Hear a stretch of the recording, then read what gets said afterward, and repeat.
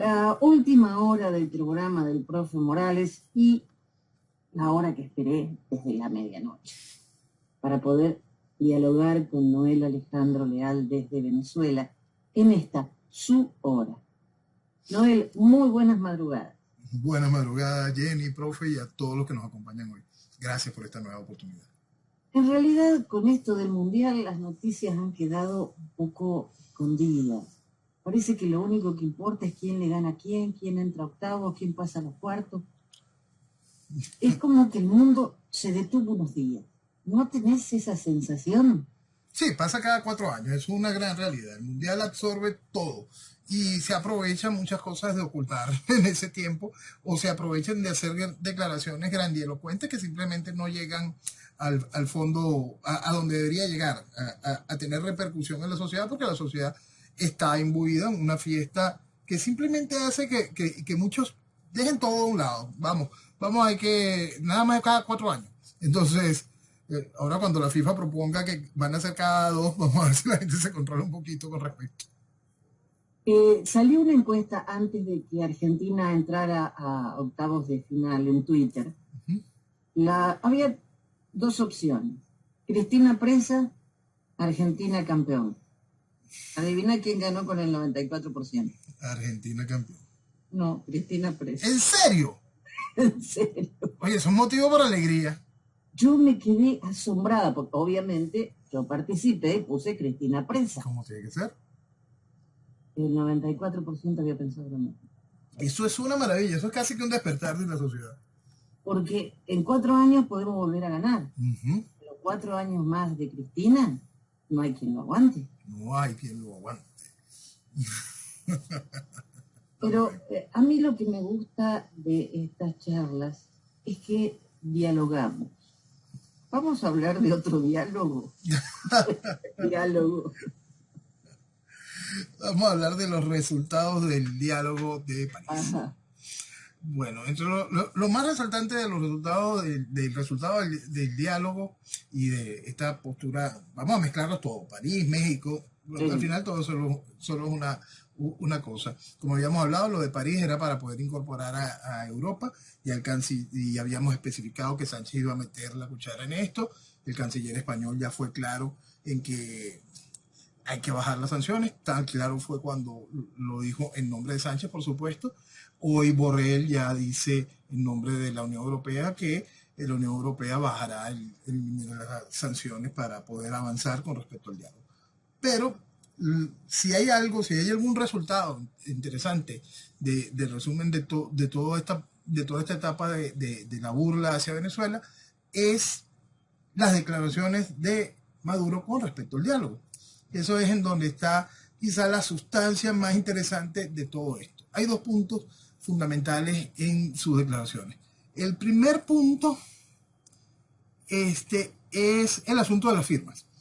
Maduro muestra que el diálogo, que el resultado está firmado por un sector de la oposición, que es el de la plataforma unitaria, es decir, Guaidó, Leopoldo, lo que era la MUD, lo que era Coordinadora Democrática, todos los que han tomado durante años la representación del opositor venezolano. Y por el otro lado, el gobierno de Venezuela. Y Maduro hace mucho énfasis en eso, en el reconocimiento que implica el hecho de que el documento dice el gobierno de Venezuela. Lo interesante de eso es que lo mismo dijo el documento de agosto del año pasado. Exactamente decía lo mismo. Plataforma unitaria, gobierno de Venezuela. Pero el año pasado Maduro no hizo bulla con eso. ¿Por qué? Porque necesitaban que el chiste continuara. Se necesitaba que la gente siguiese detrás del chiste. La gente veía la fotografía de que decía allí plataforma unitaria, no presidente interino de Venezuela, y que decía, pero la gente lo fue olvidando. Pero hoy, en esta oportunidad, Maduro vuelve y se lo restriega en la cara a todo el mundo para que se entienda que el reconocimiento es total. Volvemos. El documento es igualito en el documento del año pasado. Entonces, simplemente el chiste es abusar más de la gente, de la credibilidad de la gente, reírse, burlarse en la cara de la gente con el apoyo de la propia gente que no quiere despertar frente a esa realidad. Ahora, el otro punto que es lo más interesante quizá de la declaración de Maduro que refleja una realidad extraordinaria, porque por fin una de las cosas que yo no creía que la tiranía fuese capaz de serla tan pronto, ¿no? Porque yo siempre insisto que la gente necesita que Maduro diga, no, yo soy un tirano, para que entiendan que es un tirano. Yo estoy imponiendo el comunismo, para que entiendan que estoy imponiendo el comunismo. Esta vez dijo, no habrá elecciones limpias si no me quitan las sanciones. Y entonces parece que había gente que necesitaba que Maduro le dijera que no hay elecciones limpias, que las elecciones simplemente se controlan a gusto del gobierno. Es increíble la cantidad de declaraciones donde habían altísimos personeros de este país esperando, mira, Maduro lo dijo, no hay elecciones limpias. Es realmente deprimente, porque esta gente sigue teniendo influencia política en nuestra sociedad, son referentes de una u otra manera en nuestra sociedad, y ese es el resultado, una sociedad que simplemente está totalmente anulada gracias a un pensamiento absurdo, gracias a una vocería deforme, gracias a una vocería cómplice, gracias a un proceso de hacer a la gente que la gente no entienda cuál es la realidad de lo que está viviendo. Entonces se encuentra en una tiranía comunista. En Venezuela no hay Estado de Derecho desde 1999. Todo lo vivido es teatro. Hay una total y absoluta inviabilidad electoral. Todo eso está claro desde el principio. Pero estando todos esos puntos claros desde el principio, han logrado tener el control del país de manera democrática, y especificamos eso, de manera democrática, gracias a voto de una sociedad que ha seguido a los cómplices del gobierno una y otra vez, y lo piensan volver a hacer. Lamentablemente, pero tenían que esperar a que Maduro lo diga para entender lo que pasa.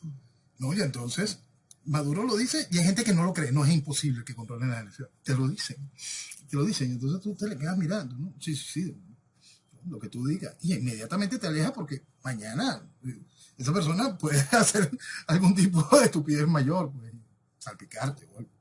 Porque el señor este dijo que las quiten todas a las sanciones para ir a unas elecciones frescas, bonitas, buenas, en el momento en que la Constitución determine y el Consejo Nacional Electoral como órgano rector.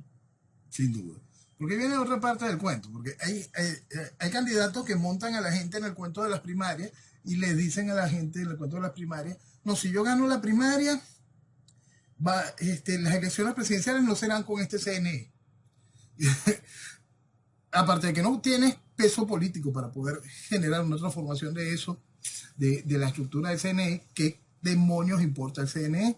Como hemos explicado en varias oportunidades, lo que hace que estas elecciones sean limpias, lo que hace el fraude, es un pulpo gigantesco. Son 200 tentáculos a la vez, desde el registro electoral, que está hiperinflado, desde el hecho de que gran cantidad de venezolanos no cuentan ni siquiera con su documento de identidad, desde el hecho de la gran hemorragia, el control del sistema de automatización del voto, sobran los elementos que hacen posible que sea inviable el esquema electoral en Venezuela. Pero de una vez siguen montando a la gente en esa fantasía, como si alguno de los elementos, intentando parar uno de los elementos del fraude, para los otros 7 tentáculos. Entonces, la realidad de la inviabilidad electoral es la única bandera que debería tener la oposición venezolana. La única bandera real que tiene que demostrar la oposición venezolana ante el mundo para especificar que cualquier avance, cualquier postura de diálogo, cualquier esquema, parte de la realidad es que es inviable cualquier esquema electoral en una tiranía establecida. Entonces, el diálogo no es secuestrador-secuestrado. El diálogo es los que pueden liberarlo frente al secuestrador. Mira, es inviable esta realidad, vamos a sentarnos, tú tienes una fecha límite, esto lleva a otro tipo de situaciones, y lo que siempre se ha hablado del hecho de cómo se extrae una tiranía solo se extrae bajo un hecho de fuerza. El resto simplemente lo que hace es prolongar que la tiranía permanezca, se vaya haciendo cada vez más fuerte y va destrozando a la sociedad, envileciéndola, embruteciéndola y teniendo estos resultados, una sociedad donde simplemente no entiende lo que sucede. Este caballero de la oposición, don Gerardo Blades, dijo, ahora es que viene un proceso de negociación fuerte. Se firmó el acuerdo y estamos en una agenda política. Dijo que ya existe una fecha para retomar las conversaciones, pero no puede ser revelado. Entonces, ¿a qué va este señor ahí? No, ya sé, pero... Legitimar, solo es un proceso de legitimar y darle calor a un proceso electoral, más nada, es parte del mismo chiste que siempre ha sido el mismo chiste, desde la primera mesa de diálogo posteriores a los hechos de abril del año 2002, desde aquella mesa de diálogo que dio a luz el fraude del referéndum revocatorio del 2004. En cada una de las mesas de diálogo, en cada una, estamos hablando de 2002, 2004, lo que estamos es repitiendo el ciclo constantemente. Es este giro constante de 360 grados en los cuales nos envuelve el proceso revolucionario gracias a su muy dedicada oposición. Entonces, ¿qué vamos en esta etapa? Simplemente eso, darle calor al proceso electoral. Ahora que dijiste el giro de 360 grados, recuerdo que pusiste un tuit hablando del giro y no lo entendió casi nadie. No, por eso es que la gente se niega a pensar. En ese momento estábamos empezando en el 2019 y uno explicaba que lo que ofrecía el proceso del interinato era un giro de 360 grados y explicaba sobre el gatopardismo, ese cambiar todo para no cambiar nada. Todo estaba ahí clarito, hasta explicado tanto con videos, con imágenes, con texto, pero la flojera de pensar es mayor. La esperanza en que una caricatura ridícula como El Guiado tendría algún tipo de posibilidades fue mayor. El seguir a toda una estructura comunicacional, académica, política, económica, hasta eclesiástica, que decían que ese chiste, esa caricatura, esa burla, ese fraude, en todo sentido, que era el interinato, tenía algún tipo de peso y que iba a lograr algún tipo de transformación en Venezuela, es impresionante, porque si algo hunde al venezolano en general, como cualquier sociedad, y esto es importante, cualquier sociedad necesita liderazgo, pero liderazgo que lo eleve, liderazgo que le dé razonamiento, liderazgo que le dé herramientas para pensar, liderazgo que le dé herramientas para la libertad. Pero cuando la sociedad es guiada por un liderazgo que es socialista, un liderazgo que es colaboracionista, un liderazgo que es formalmente cómplice, y la otra parte de ese liderazgo que no cumple con cada uno de esos requisitos es simplemente imbécil, lo único que nosotros tenemos como resultado es eso, un mensaje que acabó con cualquier tipo de posición correcta en cuanto a las decisiones por parte de la sociedad. El nacimiento del interinato, como lo calificamos desde el principio, nunca iba a tener la presidencia efectiva. ¿Por qué? Porque es así, es una cosa tan sencilla como eso. Usted está bajo una tiranía establecida. Y allá tenía más de 20 años con todo el control del aparato político, militar, institucional. Entonces, cuando el proceso revolucionario tiene semejante control, creer que el proceso revolucionario se ata a algún tipo de regla, ley, de su propio librito ridículo, el cual tiene que pasar por la interpretación del tribunal del cual es dueño, pensar que existe algún tipo de posibilidad en eso va contra la lógica, va contra el pensamiento, contra lo más mínimo del sentido común. Pero toda nuestra estructura académica, toda nuestra estructura comunicacional, todo el liderazgo político se ponía señor presidente Guaidó, mi presidente Guaidó. Imbéciles y colaboracionistas todos y cada uno, ninguno tiene perdón. Díganme los otros que decían, hasta aquí le di mi confianza al presidente Guaidó. ¡Pendejos todos! Porque era una cosa absolutamente evidente. Estaba allí. Y por eso negaban hasta la lógica, la explicación clara. Lo que te trae el interinato es un proceso de 360 grados. Es la vuelta al mismo sitio. Y la vuelta al mismo sitio en el formato de un tornillo que va apretando. Entonces va apretando, va apretando, va apretando. ¿Qué es lo que se va haciendo la tiranía? La tiranía se va ajustando, haciéndote cada vez más poderosa, más enquistada. Quien crea que el proceso tiránico de Venezuela, quien crea que el chavismo hoy está más débil que en el 2019, es alguien que no tiene cerebro, pero ni un poquitico. Y todo esto se logró gracias a ese proceso que hablábamos de la llegada del interinato, la reinstitucionalización de la tiranía y la aceptación de su particular forma de gobernar, la aceptación internacional de su particular forma de gobernar. Volviendo al señor Blyde, él dijo que el gobierno de Estados Unidos ha trabajado duramente a favor de estas sanciones, seguido por la Unión Europea, para poder utilizar el dinero que el chavismo no ha podido mover debido a las sanciones. Pero a su vez Maduro denuncia que Venezuela tiene hasta 30.000 millones de dólares bloqueados por las sanciones, las mismas de las que está hablando Blay. Sí. Entonces Maduro dice que el dinero está secuestrado y por supuesto lo va a invertir en electricidad, educación, salud, para mitigar las lluvias de su casa.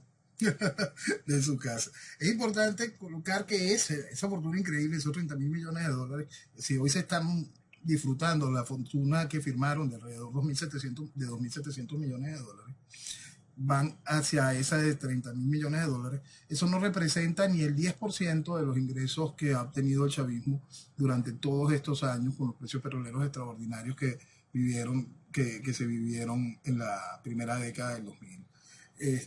Y esa es la realidad. El desfalco es simplemente increíble, lo hemos dicho más de una oportunidad, el robo más grande que ha habido y habrá en la historia de la humanidad. Ese robo ha permitido todos estos procesos revolucionarios a nivel global.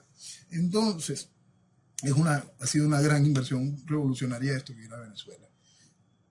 Es muy bueno que la gente pueda entender esos números y esas realidades y darse cuenta de que ese tipo de ingresos extraordinarios, esos ingresos de donde multiplicamos planes Marshall para poderlos sacar, para poder tener una noción de la cantidad de miles y miles de millones de dólares que han entrado en las arcas venezolanas, entró también una muy buena cantidad en la época de la pseudodemocracia. En la pseudodemocracia en Venezuela entraron miles y miles de millones de dólares. Durante los 40 años, del 58 al 98, entraron aquí fortunas impresionantes, ingresos simplemente maravillosos. ¿Dónde están? Porque el asunto es que Chávez llega a consecuencia de aquellos robos. Chávez llega por la insatisfacción de un país tremendamente irresponsable que aceptó que para curar el dolor de cabeza había que ir a la guillotina. Y esta es la realidad que nosotros estamos viviendo. Pues. Para más, en el proceso chavista los ingresos se multiplicaron de una manera extraordinaria, porque Venezuela es eso, magia pura. Si no es el petróleo, es simplemente cualquier otra de la gran cantidad de maravillas que puede dar Venezuela para el desarrollo y para el movimiento del mundo, porque esto es una de las cosas que hace magia Venezuela, ¿no? Es ser esa pieza del movimiento del mundo, no solo el petróleo a través de la energía, sino cada uno de los elementos que desde conceptos de ideas, tanto para la libertad como para el mal. Esa joya en todo sentido que es Venezuela, manejada bajo un proceso que fue deprimiéndola, destrozándola desde 1958, que fue envileciendo a la sociedad, que fue embruteciéndola y infantilizándola, llega a este punto donde está la sociedad totalmente sin norte y esclavizada después del proceso revolucionario que acaba con todo, y acaba con todo gracias, volvemos, al aparato oposición. Aparato opositor que se ha encargado ahora de una manera descarada en un proceso de banalización del mal. Vamos a tomar esa frase de Hannah Arendt para poder explicar lo que está haciendo la oposición venezolana. Distintos voceros de distintas áreas económicas, comunicacionales, influencers, que llevan muchísimo tiempo diciendo Venezuela se arregló, Venezuela tal cosa, y al cabo está igualito, van promoviendo que las grandes lavanderías que se están abriendo, ¿te acuerdas que hemos hablado de estos negocios de dualidad, hoteles y lavanderías, casinos y lavanderías, farmacias y lavanderías, tiendas y lavanderías?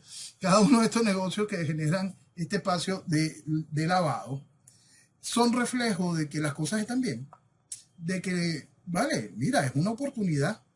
La oportunidad de que la tiranía se enquiste más, la oportunidad de un fenómeno superior a el cuento de Cadivi y cada uno de los fondos con que se fue comprando a la sociedad en su momento para poderla calmar, que perdiera el norte mientras el chavismo avanzaba.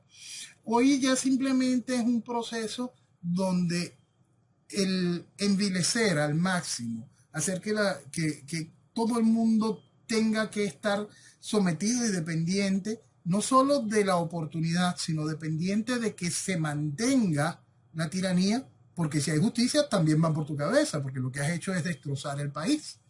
Eso es una cosa impresionante. Y lo promueven. Se sienten orgullosos en decir, no, aquellos siguen mirando feo esta situación y la situación está buenísima. La tiranía está allí. La tiranía va a seguir adoctrinando, la tiranía va a seguir acabando con Venezuela, la tiranía va a seguir destrozando la moneda, ahorita vamos a hablar un poco de economía, la tiranía va a hacer todo lo propio que hace una tiranía de una manera constante y gracias al aplauso de esa sociedad que está manipulada por una estructura que banaliza el mal. Es importante recordar de dónde viene esa frase, por qué esa frase viene a la luz. Esa frase viene a la luz en los juicios de Nuremberg, creo que ya en los juicios, en la persecución a los judíos, sí, ya en los juicios de la persecución de los judíos hacia los criminales nazis, porque es ese concepto de algo tan increíble como fue el genocidio, nace esa realidad. El mal fue banalizado. En Venezuela ha vivido un genocidio en todo sentido. Nada más basta colocar el hecho de que casi 8 millones de venezolanos han tenido que huir de nuestro país. Cuidado sin más. No, la cantidad de muertos en una marcha, en cosas de esta, en protestas, la cantidad de presos políticos, la destrucción de la economía a tal nivel, eso es un proceso genocida. Y si quieren un proceso genocida que esté claramente determinado, está la lista más santa, que eso es apartheid, y eso es genocidio. Es un crimen de lesa humanidad. Estamos hablando de 2005, 2006, porque ahora se le acusa que el chavismo ha cometido crímenes de lesa humanidad del 2014 para acá. Lo cierto es que desde el inicio, como hemos dicho en muchas oportunidades, el chavismo persigue, secuestra, tortura y mata. Todo eso, toda la destrucción de Venezuela, todo el daño que se ha hecho a nivel internacional con las riquezas de Venezuela, toda esa imposibilidad de poder recuperar ni siquiera el 10% de todo lo robado, todas esas realidades son increíblemente banalizadas por la estructura que se dice oposición, por la estructura que cuenta con el espacio de poder dirigirse al público opositor, porque ese es el objetivo. El único objetivo es dirigirse al público opositor, no es dirigirse al público chavista. Es dirigirse al público opositor y decirle al público opositor, aprovecha, vale, que ahorita hay cómo robar. Aprovecha, vale, y ve a ver qué haces. Métete en algún negocio sucio. Las oportunidades están dadas. Ese es el mensaje. Eso es lo que están logrando, envilecer aún más al país. ¿Qué opinas de Naciones Unidas, que va a crear un fondo común para canalizar la ayuda humanitaria a Venezuela? Bueno, el negocio de la ayuda humanitaria es algo que hemos conversado en más de una oportunidad. Estamos hablando de que el secretario general de las Naciones Unidas fue presidente de la Internacional Socialista. Y estamos hablando de... Sí, son detalles que la gente no suma ni entiende en ese tipo de realidades. Debemos recordar que en el negocio de la ayuda humanitaria, el hijo de Kofi Annan, un exsecretario general de las Naciones Unidas, paró un juicio por el negocio, por el robo inmenso que estaba haciendo con el negocio de la ayuda humanitaria. Entonces, que la ONU maneje algo de ayuda humanitaria, que alguien piense que eso es garantía de pulcritud y eficiencia, es no entender nada de la realidad. Es realmente para asustarse. Sin duda, sin duda. Porque si se meten ellos, ni la ONU, ni la UNESCO, nada de eso funciona. Nada de eso funciona. La UNESCO en específico es una de las máquinas más salvajes en generar ese proceso de distorsión general de la sociedad. Entonces, nos encontramos en manos de una entidad que sus credenciales en lo que es el accionar están claramente demostradas, son negativas para los países donde se involucran. Los congresistas estadounidenses criticaron el alivio de sanciones a Venezuela porque consideran que es una disposición alarmante acceder a las demandas de los dictadores. Me pareció muy interesante. Esto fue por el gobierno autorizó a Chevron a retomar las actividades de extracción de petróleo en Venezuela. Así es. Y como lo hemos también conversado, Chevron es solo un pedacito porque ahora las distintas compañías petroleras, sobre todo las no pertenecientes, no vinculadas de manera directa a los Estados Unidos, van a exigir, bueno, ya no me puede sancionar, pues. yo quiero hacer negocio. Entonces, eso también va a ir abriendo todo el resto de los espacios para la gran cantidad de pendejos en Venezuela que dicen de una vez, no, esto no beneficia a Maduro. No, no. Entonces, como la cabeza no les da, hay que volvérselos a explicar. Bueno, más allá de ese asunto, esta declaración de estos senadores enfoca un punto que es fundamental que se termine de entender. El proceso instaurado en Venezuela no ha cambiado ni cambiará por eliminar sanciones o poner más sanciones. El proceso instaurado, la tiranía chavista instaurado, todo el proceso socialista que ha hecho posible esto, no cambia por papeles.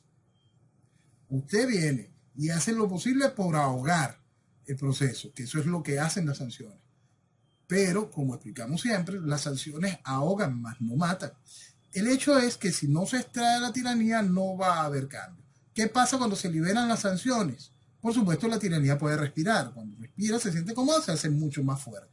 Quien crea que esa reincorporación de Venezuela al mercado internacional va a traerle algún tipo de freno porque el mercado va a ponerle frenos a Venezuela, no entiende lo que es el petróleo, no entiende lo que es el dinero, no entiende lo que es la comunión político-ideológica. Y esto es muy importante para poder entender qué es lo que sucede y qué es lo que se niega.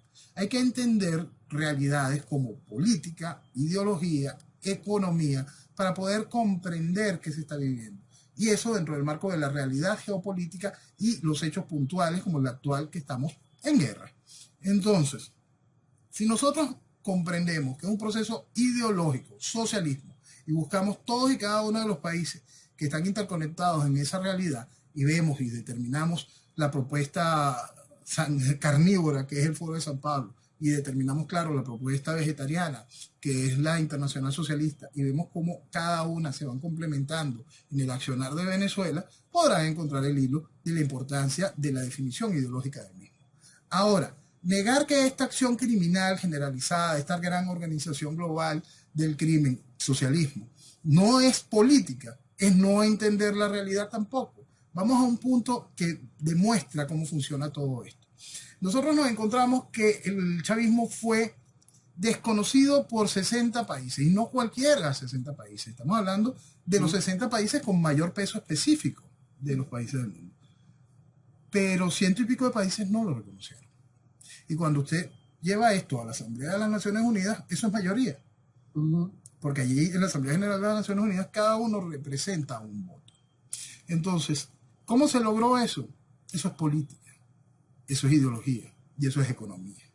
Cuando se entiende lo que vale Venezuela, lo que significa Venezuela y algo en lo que constantemente insisto, nuestras riquezas que nos dan una oportunidad increíble, un potencial extraordinario y algo que hemos desperdiciado durante tantos años, esas riquezas que han convertido a Venezuela en una mina de los que distintamente han usurpado el poder, bien sea desde el poder político o el poder económico. Esta maravilla, también somos responsables de ella. Y al haber sido tan irresponsables con todas y cada una de estas riquezas, ese caos global de este proceso revolucionario ha encontrado un financiamiento simplemente extraordinario.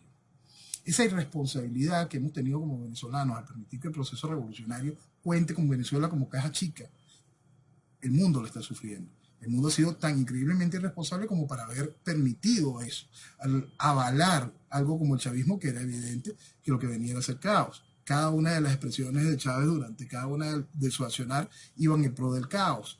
Cada uno de los eventos electorales demostraban que eran fraudulentos y los mismos eran amparados por los organismos multinacionales pertenecientes a esa estructura político-ideológica que es el socialismo. Entonces, negar esos principios, creer que eso no es una realidad, porque simplemente son unos ladrones, son unos criminales, o son estúpidos, no se dan cuenta de que tienen ya un cuarto de siglo manejando a la principal reserva petrolera del planeta, a una máquina increíble de hacer dinero que se llama Venezuela. Sí, así de simple.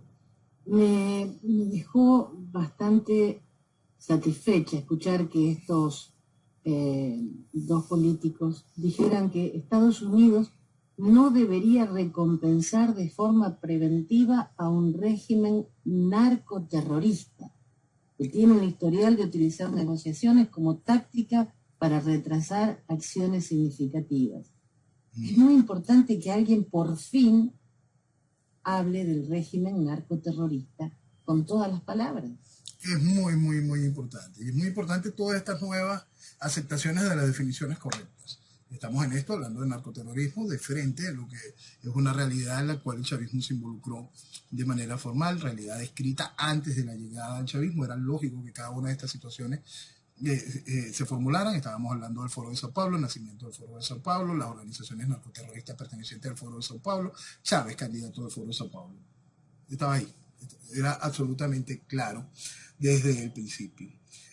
Ahora seguimos avanzando en la aceptación de conceptos. Cada vez por fin ahora hay una discusión más amplia para poder entender esa diferencia fundamental entre tiranía y dictadura, y sobre todo por el hecho práctico de las necesidades futuras. Eso que hemos hablado, ese nuevo entendimiento entre gobernantes y gobernados, se acerca cada vez más como única alternativa para la sobrevivencia de las naciones. Entonces es cada vez más importante entender esa diferencia. Usted se encuentra bajo una tiranía necesaria, mañana será la dictadura para evitar que el país simplemente se deshaga. No entender esa realidad es simplemente de esa gente que niega la realidad. La aceptación de las palabras va avanzando. Nos encontramos en un discurso del presidente Donald Trump donde ya de una vez habla que lo que está viviendo los Estados Unidos no es socialismo, que van encaminados formalmente hacia el comunismo. Entonces, aceptar todas y cada una de esas realidades es fundamental para el mañana, para poder entender no solo el instrumental quirúrgico necesario para la extracción del proceso revolucionario, sino el tratamiento posterior que dé la oportunidad a las naciones de volverse a armar. Entender el primer ejemplo grande que vamos a tener de todo esto, que es Brasil.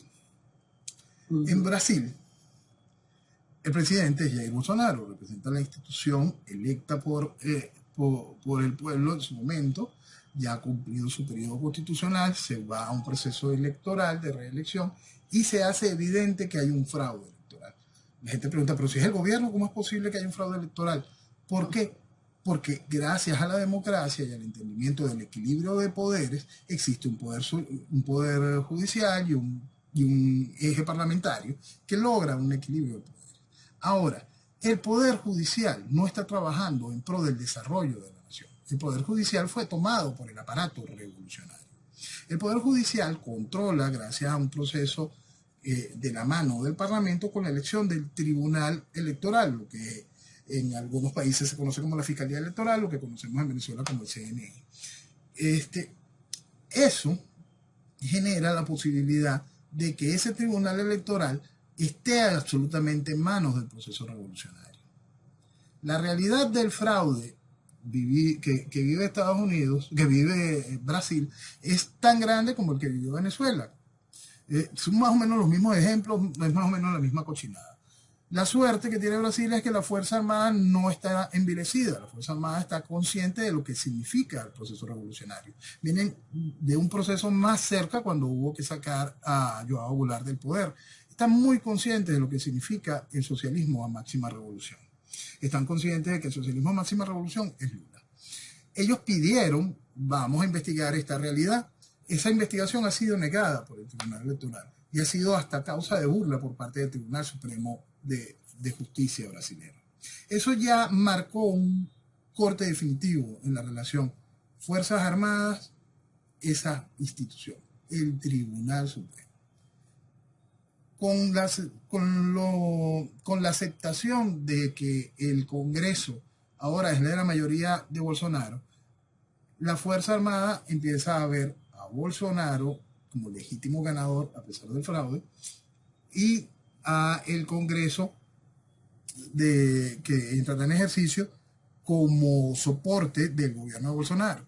Y entonces ve que el equilibrio de poderes como tal se inclina de una manera muy clara hacia un sector.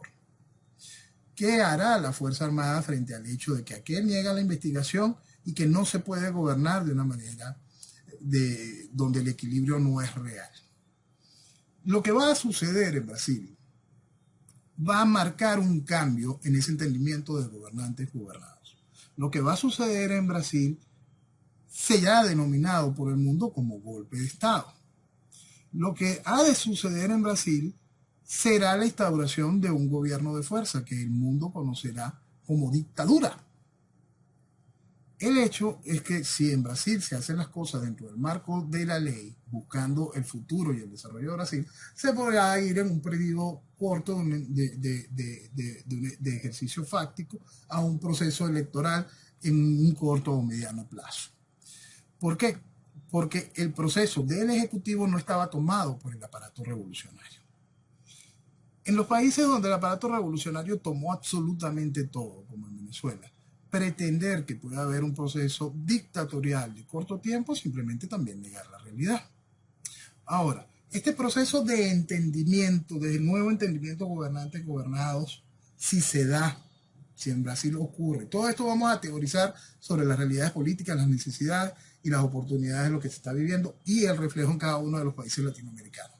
¿Qué pasa si en Brasil se da esta teoría que estoy marcando? Quiero marcar una teoría.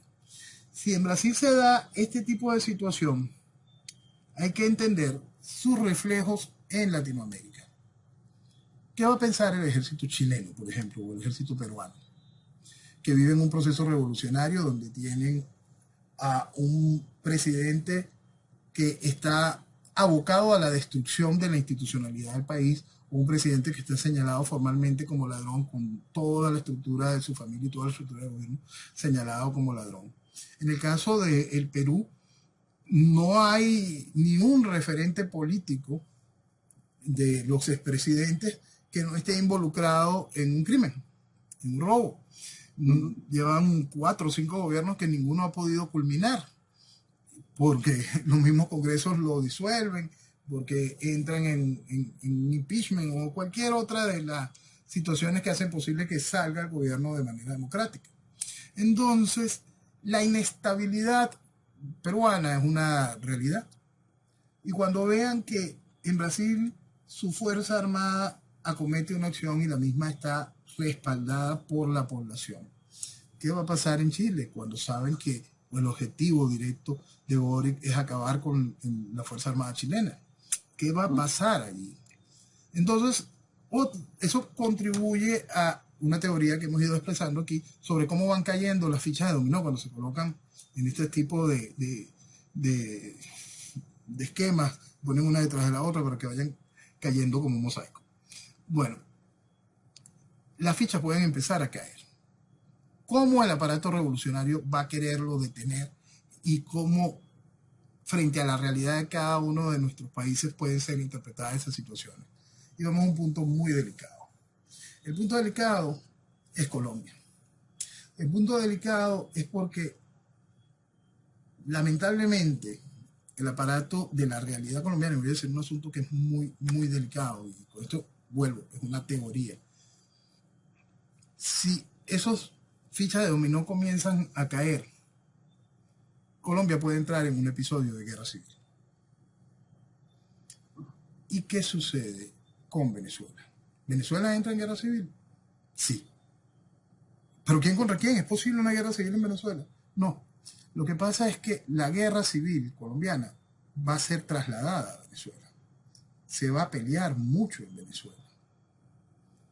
Entonces, ahí lo que queda de nuestra Fuerza Armada tiene que terminar de entender esa realidad. Van a morir dentro de un proceso de una guerra civil que no les pertenece, que no es suya, dentro de un proceso que trae simplemente la desgracia a la nación en una lucha de narcotraficantes por el poder. Es muy importante entender que toda teoría política tiene un basamento, un hilo y una realidad que tiene que ser enfocada. Es como si tuviésemos un teatro de conflicto. ¿Cómo se maneja esa hipótesis de conflicto? Perdón, esa es una hipótesis que tiene que ser tomada en cuenta para comprender la realidad del riesgo tan impresionante a donde nos está llevando el chavismo y el proceso revolucionario latinoamericano. Si nosotros no entendemos que cada uno de esos procesos, de que ese aleteo de mariposa es un huracán en el otro lado del mundo, si no entendemos que todas estas realidades latinoamericanas siempre son un espejo, un reflejo, que todo el proceso que está viviendo hoy Latinoamérica, como el proceso encabezado por el Foro de Sao Paulo, pone a todos estos países al servicio del imperio del absurdo comunista. En el momento en que una ficha caiga, todas las demás van a buscar caer de la misma manera. Por lo tanto, ese nuevo entendimiento de gobernantes y gobernados cada vez se hace más urgente frente al caos que estamos viviendo. ¿Cómo pueden los ejércitos, los referentes correctos de cada uno de esos países, evitar que sus países entren en caos? Solo en el caso que citamos de Chile y Perú hay una institucionalidad vigente. Esa institucionalidad vigente estará a tiempo de entender el problema de lo que significa Colombia. ¿Y qué queda de Venezuela donde la institucionalidad no existe?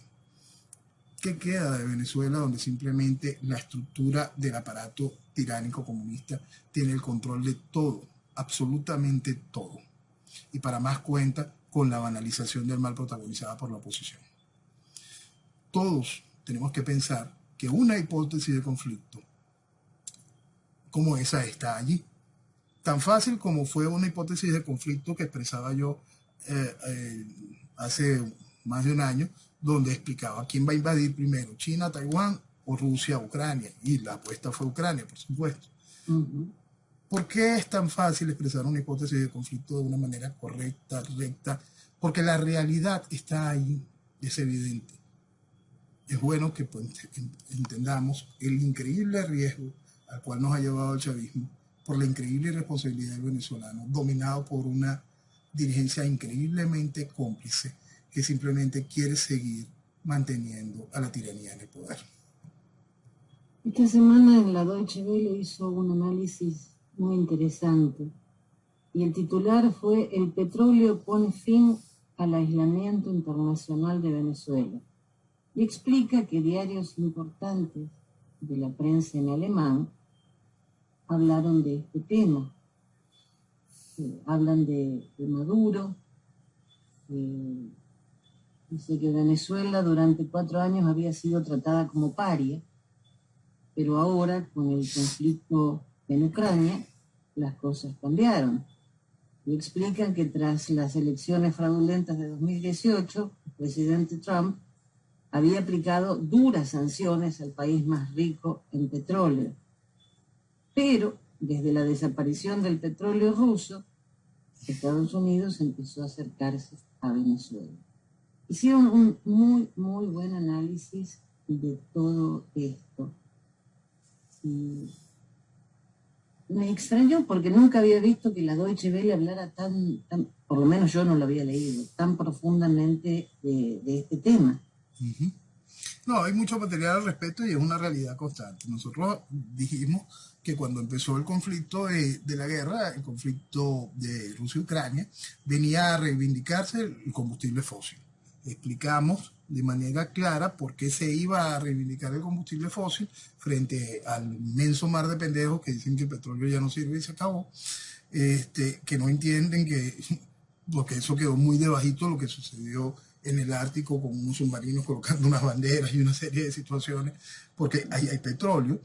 Son una serie de realidades que la gente no termina de entender de cómo funciona el mundo y se comen la fantasía de la energía verde y todo lo demás. Lo cierto es que el petróleo seguirá siendo la sangre del sistema por muchísimo tiempo y lo que estamos viendo en esta situación de la reincorporación de Venezuela por el hecho de que se necesita de que coloque algo de petróleo en el mercado para evitar un disparar de precios, sobre todo con la llegada del invierno, por lo menos marcar el mensaje que va a haber petróleo mañana. Por supuesto que trae para Venezuela, para el chavismo, estabilidad. Es una cosa tan sencilla como eso. Esas riquezas están allí. Colocarlas en el mercado alivia en algo la salida de los 9 millones de barriles que Rusia, que no entran al mercado tradicional europeo. En algo, técnicamente en nada, pero por lo menos manda un mensaje. Y entonces es, por supuesto, una oportunidad muy bien aprovechada por el chavismo. Eso estaba de anteojito. Explicamos siempre por qué el combustible fósil es todavía y por mucho tiempo la sangre del sistema. Explicamos que en el proceso de destrucción de nuestra capacidad de explotación y refinación, los intereses eran claros para la subida de precios, para el beneficio de un eje específico, ese eje neocomunista fundamentalista, que no importa el caso venezolano, va a destruir y matar a Venezuela y matar a venezolanos, no importa. El proceso es mucho más interesante que eso. Todo eso y cada una de esas realidades fueron explicadas en su momento. Lo cierto es que, por supuesto, es importante que Venezuela ponga hasta un hecho de responsabilidad, que Venezuela coloque en el mercado petróleo. Para que lo pueda colocar, el gobierno pone como condición la eliminación de sanciones. Por supuesto, se las van a eliminar. Venezuela está analizando el regreso al sistema interamericano de derechos humanos. Don Maduro, por pedido de Petro, lo está pensando seriamente, ya que en 2017 solicitó su retiro debido a intervenciones abiertamente lesivas de la OEA a Venezuela. Ok, son dos cosas. La CIDH, la Corte Interamericana de Derechos Humanos, la salida de Venezuela de la Corte CIDH es mucho anterior a la salida de Venezuela de la OEA. ¿Ok? Entonces, lo que se va a buscar es un combo: la reincorporación a la Corte Interamericana y la reincorporación a la OEA.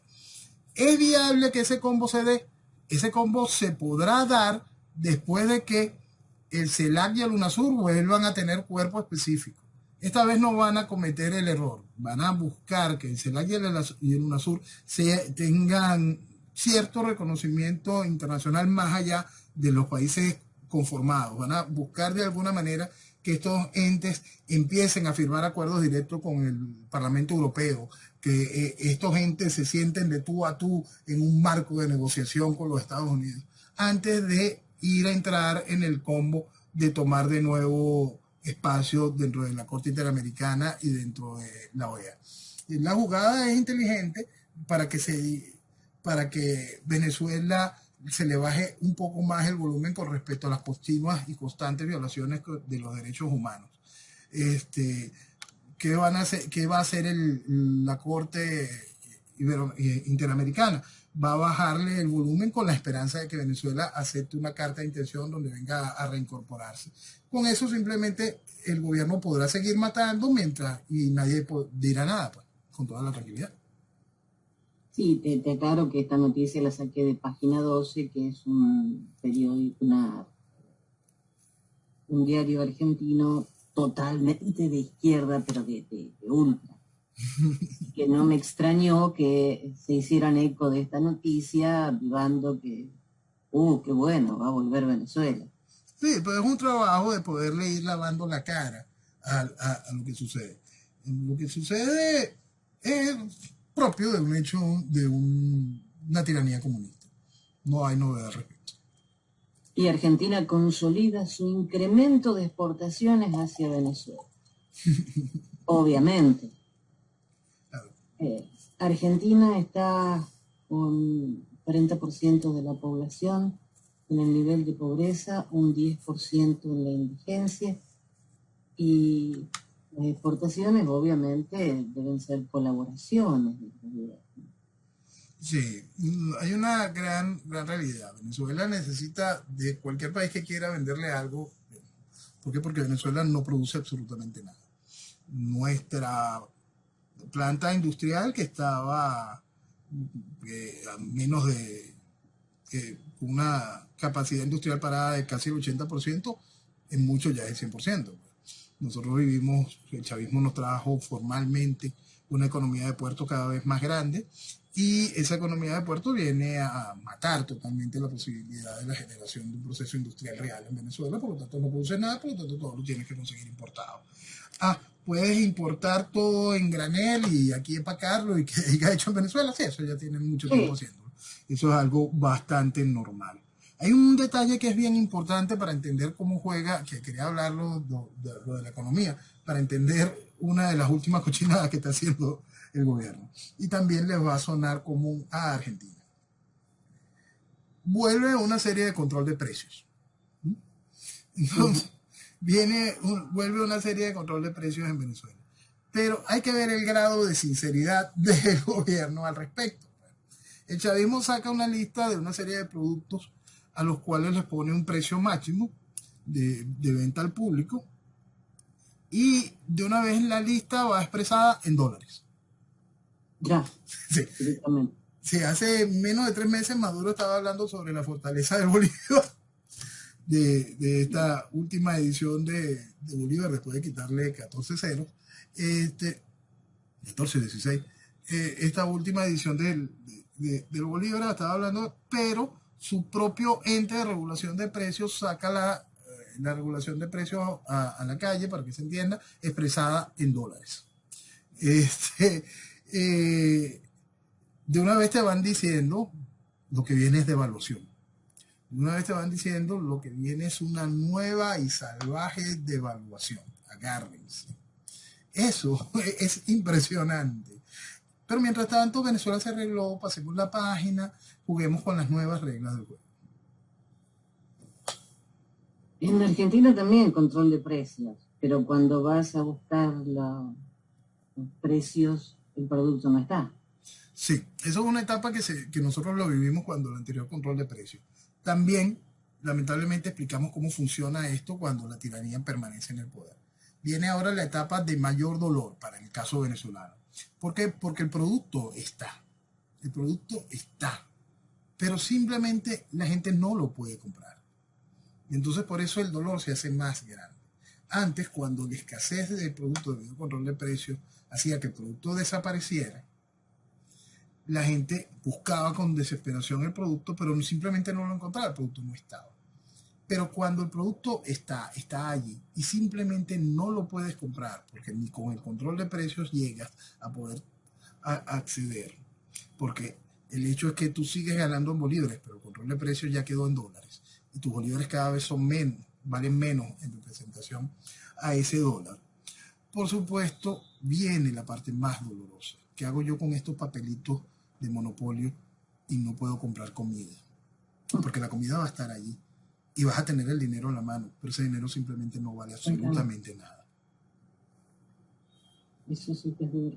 Exactamente. De eso lo conversamos hace tiempo cuando se explicó qué era lo que estaba pasando cuando estaba empezando de nuevo a aparecer la comida. Viene ese proceso, viene un nuevo proceso de devaluación, viene un nuevo proceso de hiperinflación, no tan fuerte como aquel, no es necesario, pero sí lo suficiente para que la casta, que esta nomenclatura ampliada del chavismo, pueda tener la seguridad de que generó una brecha aún más grande, de que se pueda sentir más segura y, por supuesto, más cómplice y más dependiente del Estado, más dependiente del chavismo, más dependiente de que la tiranía continúe. La BBC sacó un artículo interesante donde habla que Venezuela es el único país latinoamericano que cuenta con drones armados gracias a la ayuda de Irán. Sí, de fabricación iraní, se ensamblan acá. La excusa fue en algún momento tener drones de vigilancia, drones que ayudaran con información sobre cultivos. Lo cierto es que desde el principio eran drones con capacidad de portar armas y ahí están, pues. Eso era evidente. Es parte del proceso neocomunista fundamentalista, es parte de lo que siempre se alertó con respecto a las relaciones de Venezuela con Irán, relaciones que tienen que ver con toda esa estructura.